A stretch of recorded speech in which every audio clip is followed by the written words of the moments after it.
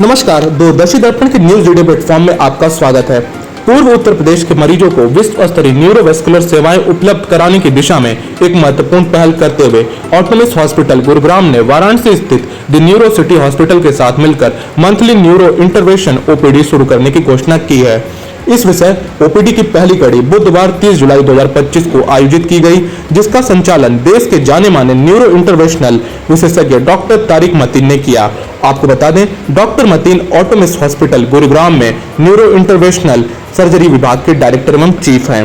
इस अवसर पर होटल सुरभि इंटरनेशनल में डॉक्टर तारिक मतीन ने कहा, समय पर किया गया न्यूरो इंटरवेंशनल न सिर्फ जान बचा सकता है बल्कि अस्थायी क्षति से भी रोक सकता है, खासकर ब्रेन स्ट्रोक और वेस्कुलर इमरजेंसी की स्थिति में।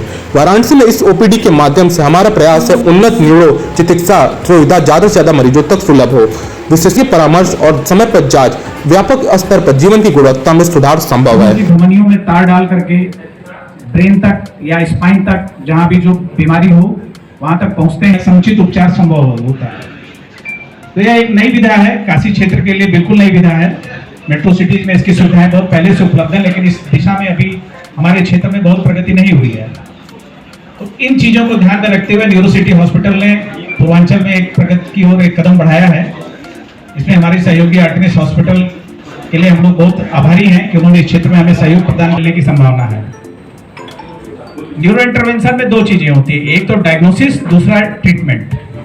दोनों ही चीजों में यह बहुत ही कारगर होती है। बहुत सी बीमारियां जैसे ब्रेन में एन्यूरिज्म, दिमाग के जो नसें होती हैं उनकी दीवार कमजोर हो जाती है, तो वो कभी कभी फट जाती है। अक्सर हम लोग देखते हैं कि ब्रेन हेमरेज के पेशेंट्स सभी लोग जानते हैं। तो ऐसे में न्यूरो इंटरवेंशन से केवल एक तार डाल करके पैर के रास्ते से नसों के जरिए कुछ क्वाइल डाल करके उनको ब्लॉक कर दिया जाता है, जबकि परंपरागत ऑपरेशन में बड़ा ऑपरेशन करना पड़ता है। तो इसी तरह से और भी बहुत सारी बीमारियां जैसे आर्टेरियो वेनस स्लाइट डिफरेंट स्पेशलिटी के लोगों को मिला करके डेवलप होता है। मैं चाहूँगा इस संदर्भ में न्यूरो फिजिशियन का रोल भी बहुत इंपॉर्टेंट है। डॉक्टर मुकेश, आप इस संदर्भ में कुछ और जानना चाहें तो सवालों के जवाब।